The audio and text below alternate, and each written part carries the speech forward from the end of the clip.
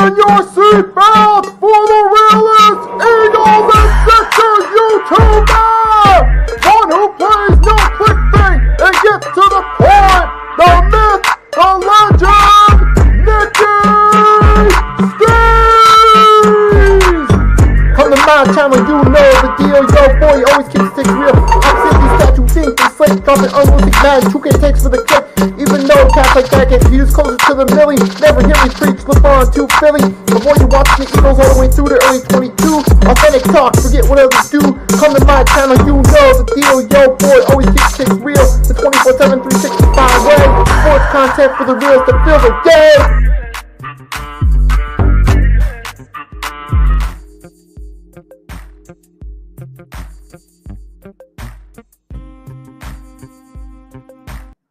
Good morning, folks. It's your boy Nicky Stees here for episode 5 of the 3-Point Blitz. And this one's going to be about the NBA playoffs. Now, like I said, I did this with the intention that it would be a football basketball podcast, but obviously with today being about the NBA playoffs, the play-in tournament, the first round, this is going to be an NBA related episode. So if you're an NBA fan, you're in the right spot. Let's get into it. So what we're going to do here, first I'm going to start with my rant of the week. That rant's going to be about the Denver Nuggets decision to fire Mike Malone last Tuesday. I did a YouTube short about it that was more comedical, but now I'm going to do a serious rant about it. Then after that, we're going to talk about the playoffs, the play-in games. So let's get right into it. We're kicking off with the rant of the week. Last Tuesday, the NBA world was shocked.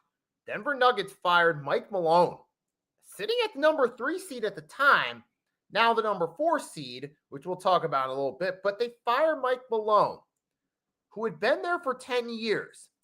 The same Mike Malone who was the head coach just 2 seasons ago when they won the NBA championship against the Miami Heat. The same Mike Malone that's been there as Jokic rose from a second-round pick from Serbia to an NBA superstar, to an NBA MVP, to a finals MVP. Yes, that Mike Malone that was there the entire time is fired. Apparently, we heard that players weren't happy, apparently, with the way he was talking to them. That was one of the main reasons of it. And this was not the first time we dealt with this issue. We had this issue last year with the Milwaukee Bucks, which led to Doc Rivers becoming their head coach. And I remember my compadres from the Pick and Roll podcast talked about it after it happened. And they Coach Ed Gladney specifically talked about how it's a sad day for coaches now where players can get so upset over you pushing them and pushing them and pushing them. Whereas in the old days when coaches like Phil Jackson, Jerry Sloan, the late Jerry Sloan from the Utah Jazz, or Pat Riley with the Lakers, Knicks, and then Miami Heat as a coach, these guys, you think these guys were always nice to players? Not always. Do you think they encourage players to maximize their potential? Oh, absolutely. But I'm sure there were times they got upset and they let their players hear it. But that was considered for many years a way to coach your players up, to motivate them. And you see it in all sports. It's not just basketball. Football, coaches like Bill Parcells was known for his motivational tactics to try to push his players to be their best. Bill Belichick, I'm sure Don Shula did it. In any sport. Baseball managers, hockey coaches, whatever. The best coaches always try to push their players. But sadly, we're at the point now where the type of motivational speeches, sometimes with cursing involved, not necessarily to curse people out, but speeches like, you better get your head in the game type speeches that were considered normal are now frowned upon and has gotten numerous coaches in trouble, including Mike Malone, which is so sad. It's a shame that the head coach who helped lead the Nuggets to an NBA Finals, who you think would be a respected coach and would have the trust of his players, it got to the point where the players weren't happy with it. Now, granted, I wasn't in the locker room myself. I don't know what happened. I wasn't a player. I wasn't an assistant coach, so I don't know. However, with that being said, it's obviously there's a drastic shift from the way coaches could coach up players to now a lot of the old school tactics that were considered normal could now be frowned upon. I mean, I would hate to be in a position of a coach where you could easily get fired for something that you might consider normal as part of your routine to get people on board. All it takes is that to get you fired.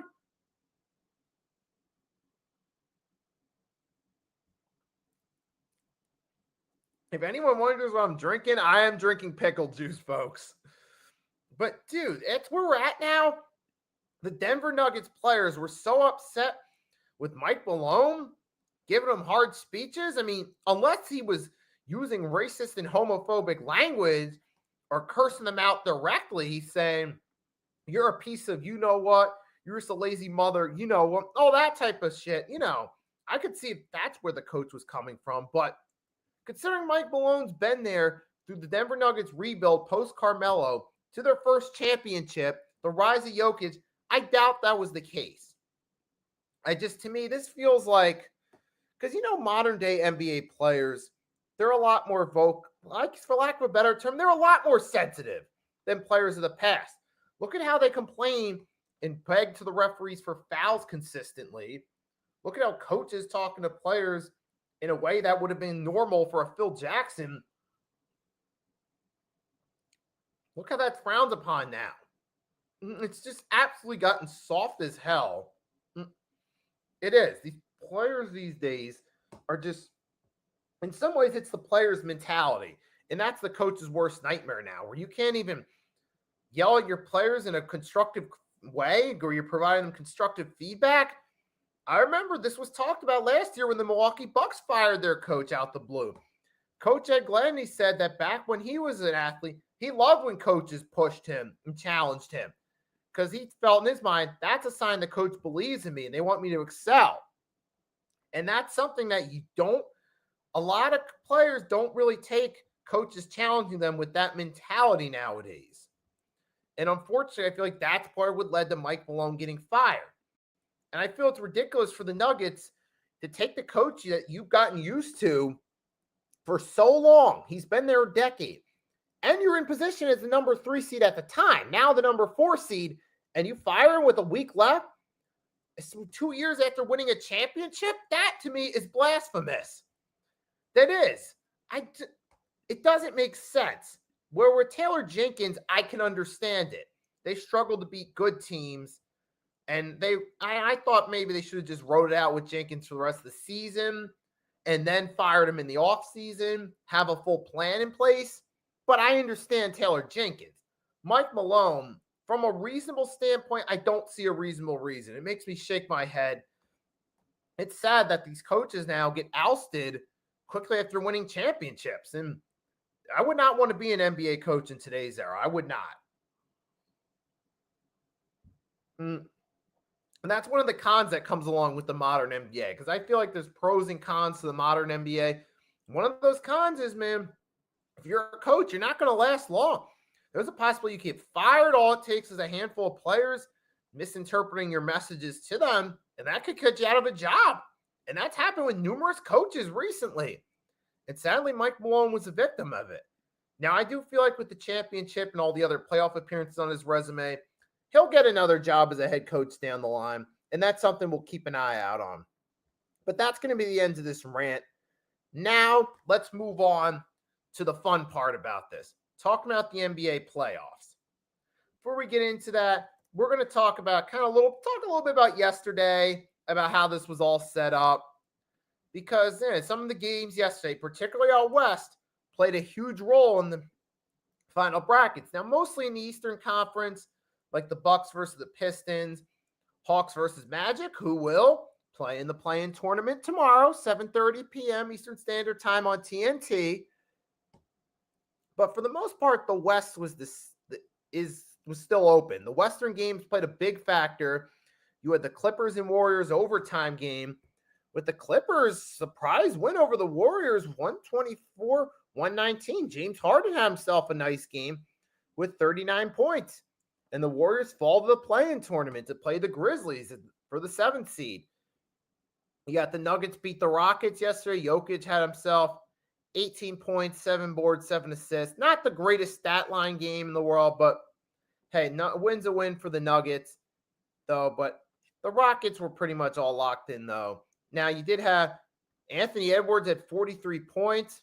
He helped the T-Wolves secure the 6th seed, and they'll play the Lakers in the opening round, which we'll talk about. Nice performance for the Ant-Man to set momentum for the playoffs.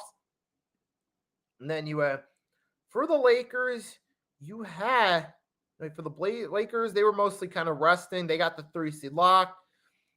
And the Blazers had a nice game. You had the Kings built momentum for the play-in. Jonas Valanciunas had himself a nice game, 22 points, 10 boards. And those were, the Thunder won in pretty much a throwaway game against the Pelicans, 115-100. Brandon Carlson had himself a career high in a throwaway. Grizzlies won. Lamar Stevenson had 31 to beat the Mavs. And the Miami Heat fell short. Sixers final game, we lost to the Bulls 122-102. At that point, let's face it, we're not playing anybody, so what could we expect? The Bulls win, build momentum for the play-in tournament. Good for them. Mostly the Eastern Conference really wasn't anything special, so I'm going to glance over that. We're not really going to talk about it. And the Pacers did beat the Cavs, but that was a throwaway game for the Cavs. But it was mostly the Western Conference games, mainly the Clippers, Warriors, and that's where it comes into the playoff bracket being set up. So now we're going to talk about it. First, I'm just going to take a look at the bracket, show you guys the matchups, give you a couple brief thoughts on how I feel about it. Then I'm going to get into predictions for the play-in tournament, and we'll talk about that a little bit, and then segue into first-round predictions following the play-in tournament. But I'm going to share the bracket with you guys in 1 second, and I'm going to give you my thoughts. And let's see, here we go. You got the bracket is set. I'll go to posts. There, it's a little bit bigger for you guys to see.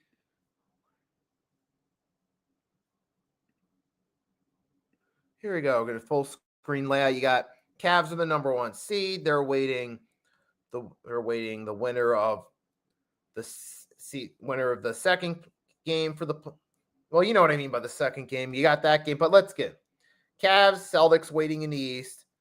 Knicks and Pistons, that'll be an interesting series because they'll be curious now, the Knicks, how are they going to fare with Jalen Brunson being healthy versus the Detroit Pistons riding high with Cade Cunningham. It'll be interesting to see how Cunningham does in this role for the first time. So that'll be a fun series to watch right there. Pacers and Bucks, honestly, out of the series that are locked, it's just, to me, it's the least intriguing. I'm not saying that it's going to be a boring series or anything, but I'm just saying out of the 2 respective 3 versus 6, 4 versus 5, that's just the least intriguing out of the 4 series set so far. But it'll be interesting, though, for the fact that it's a rematch from last year's opening round. Remember, the Pacers beat the Bucks, but there was the asterisk of Giannis being out. This time around, Giannis will be back for the first time in a couple years, so that'll play a factor in it. We'll talk about that in a little bit, but it will be interesting to see, can the Pacers repeat the magic from last year? No pun intended.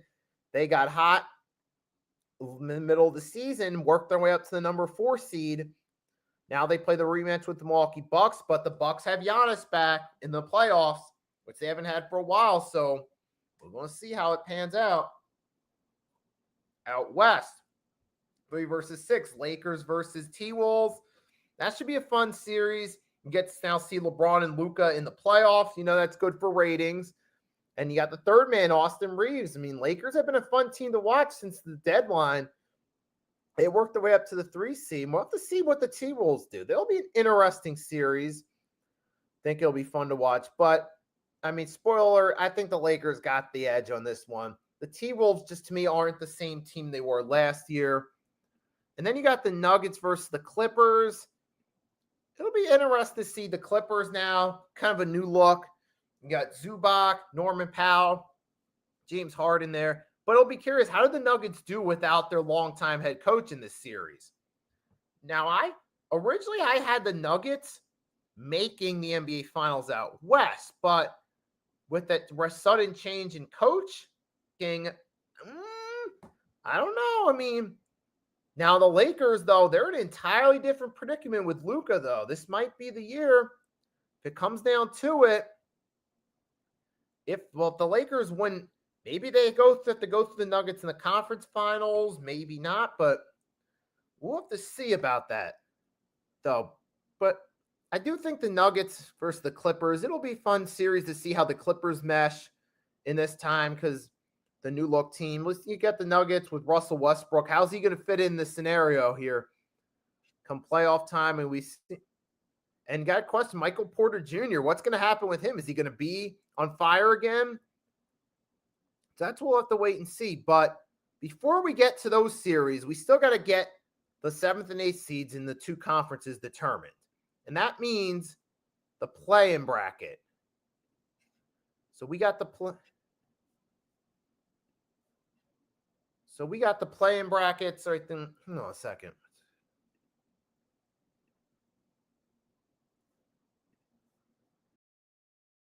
Hold on a second. All right, there we go. So we got the play-in bracket. All right, I'm going to share this. So we got the play-in games. You got tomorrow. It's going down. We got Grizzlies versus the Warriors. That's going to be a fun game. Fun. I think in that one, obviously, advantage goes to the Warriors because the Grizzlies, they're lucky to even be in this position. They are. They're lucky they're even in position to make the play-in tournament. They were at one point a top seed in the West, and now they're the 8th seed in the play-in tournament. They had a huge free-for-all. The talent's there, but the structure's not. You have Ja Morant, Jaren Jackson Jr., Desmond Bane, Zach Edey. You have talent there. But the lack of structure and discipline in the organization has set this team back, and now they're stuck as the 8th seed, drastically took a huge downfall. And the Warriors should have gotten into the top 6, but they didn't. But to be fair with the Warriors, though, they do have playoff Jimmy Butler here. So you got Steph Curry, who has 4 rings. He's been there the entire time. Draymond Green, say what you want about him. I think the guy's a punk, and he is. He can still be a presence on defense. He can still be a valuable veteran.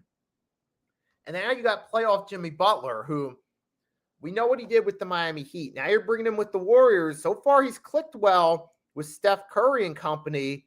And now here he is going up against, now he's going in the playoff time. We're in the play-in tournament, going against the Grizzlies, who are a struggling team. I think it's pretty obvious.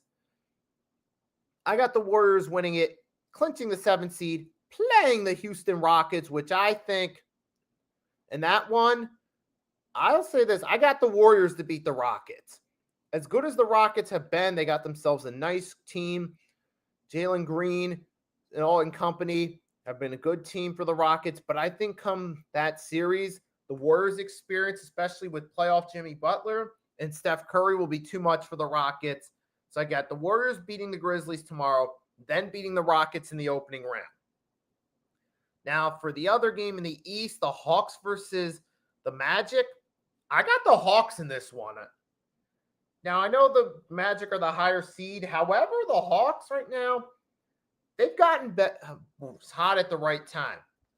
Zachary Sarchu, Trae Young still being Trae Young, Dyson Daniels stepping up, becoming an awesome presence on defense and helping bolster the Hawks. I feel with those guys over the last month, they've really built momentum. Whereas the Magic are just starting to get their guys back. I feel like that's going to be the difference factor in the opening round. And I feel like, yeah, the Hawks will win that series. They'll go on to play the Celtics in the opening round. And then Boston will have their number. For the Wednesday games, Heat versus Bulls, I got the Heat. They'll find a way to win this one. You got Bam, Tyler Hero and company. They'll find a way to win this game. And they'll move on to play the Orlando Magic for the 8th seed, which I believe the Magic will win that game because they got the better team right now. I think the guys like Wagner, Bonchero just coming back, starting to get into their groove now and get back together healthy. Will cost them against the Hawks, but should be enough for them to beat the Heat and get the 8th seed. I feel like the Magic They have enough talent to at least make it, get that 8 seed. They'll have to play the Cavs in a rematch if this all plays out. So I'm predicting 2 rematches from the first round from last year in the Eastern Conference. Out West, Kings, Mavs. I got the Kings winning this one. Mavs are just lucky to be here. The Suns being abysmal and being abomination got them here in the first place. And let's face it, I mean, the Mavs are stuck. AD, okay, he plays. He could give them a chance. But really, they're not really all the way there as a team. Whereas the Kings, they're a little bit more formidable. You still got DeMar DeRozan, Zach LaVine and company. That should be good enough to win against the Mavs. And then they'd move on.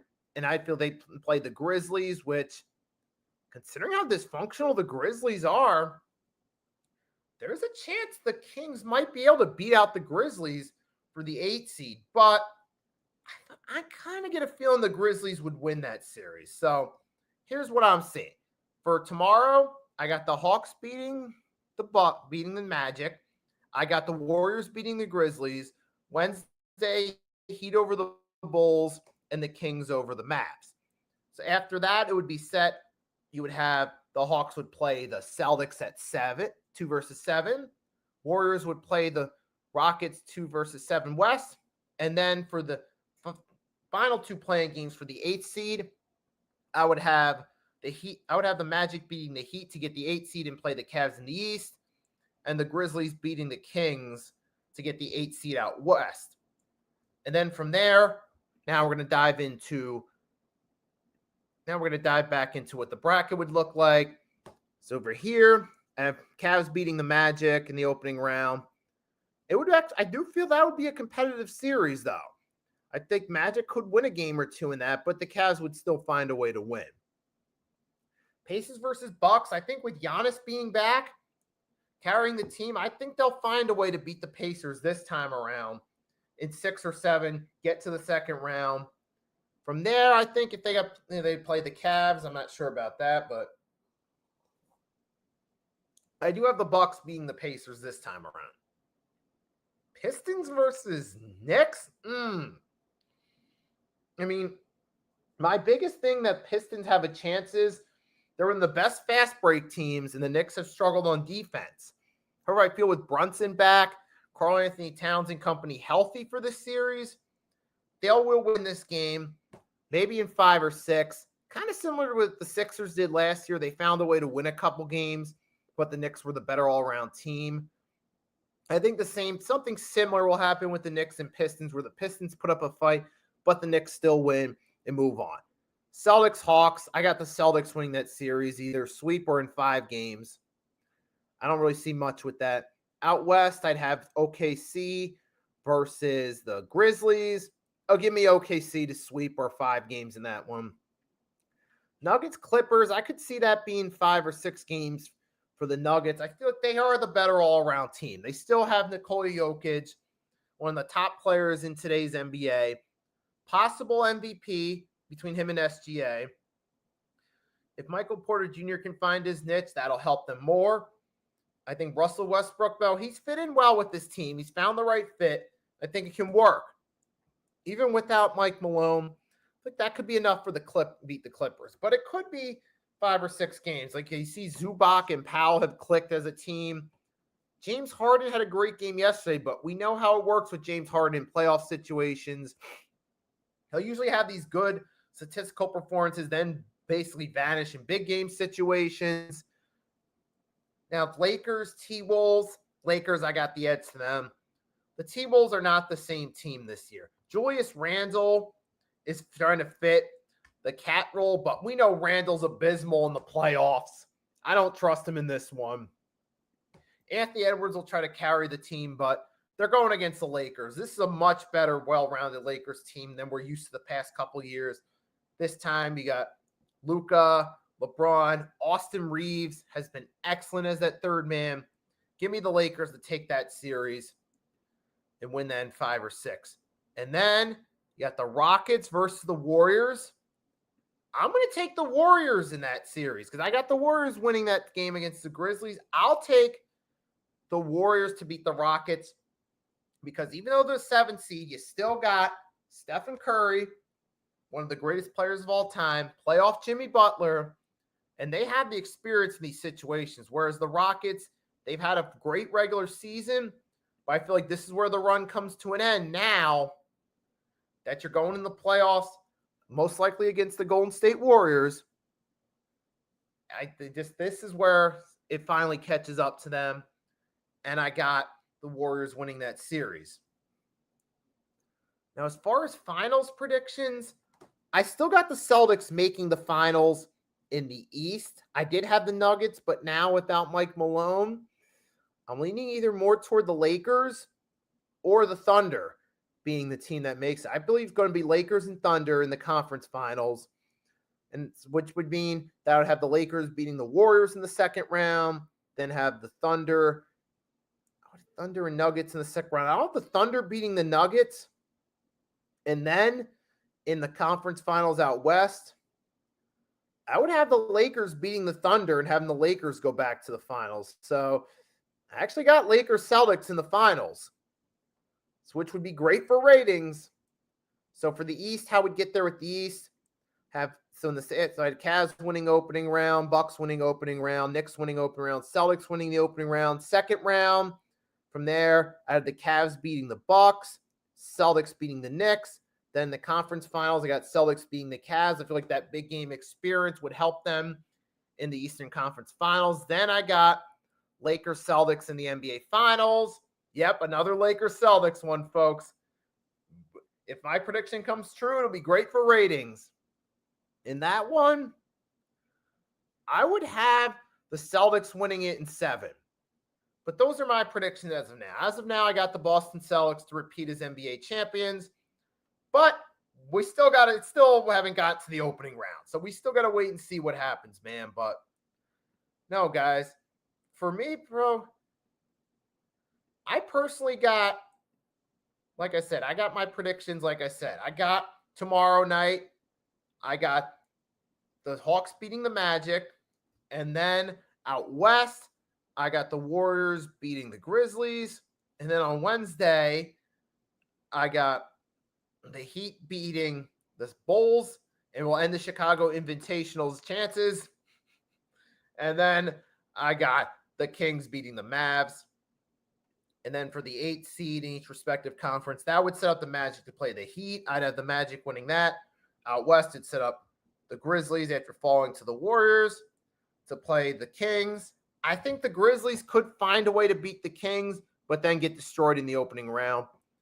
But, man, I'm looking forward. But for the playoffs, the series I'm looking forward to most ones I'm looking forward to most are actually the playing game between the Magic and Hawks. That'll be a fun game. They're mostly young talent. I'm looking forward to that one. Looking forward to the Knicks Pistons series. That'll be fun. The Lakers T-Wolves, it could be a fun one as well. Those are the ones I'm looking forward to most out of everything, the way it's set up now between the playing and the opening round. But you guys comment if you're watching this, even if you're watching this on the replay, let me know which series you're most excited for. And that's all I got for you for now, man. We're hit around the 30-minute mark, but hey, today was just about previewing the opening round for the NBA playoffs, especially being that, hey, there's not really much going on with football. Next week, I'll do a mock draft as we get closer to the draft on the 3-point blitz and talk about the playing games and the early stages of the opening round. So that'll be next week on the 3-point blitz. In the meantime, you can still catch me out on YouTube. I'll be dropping YouTube shorts about football and basketball related on my channel, discussing the NBA playoffs, providing stat lines in YouTube shorts. Maybe I might do a live stream. So be on the lookout for that. That's my channel where you can catch me. So with that being said, though, guys, have a great rest of your day. Thanks for joining me this morning on the 3-point blitz, or even if you caught it on the replay just for a little bit, thanks for your support. I appreciate it. Hope you have a great rest of your day. Till next time, it's your boy, Nicky Stees, signing off. And peace.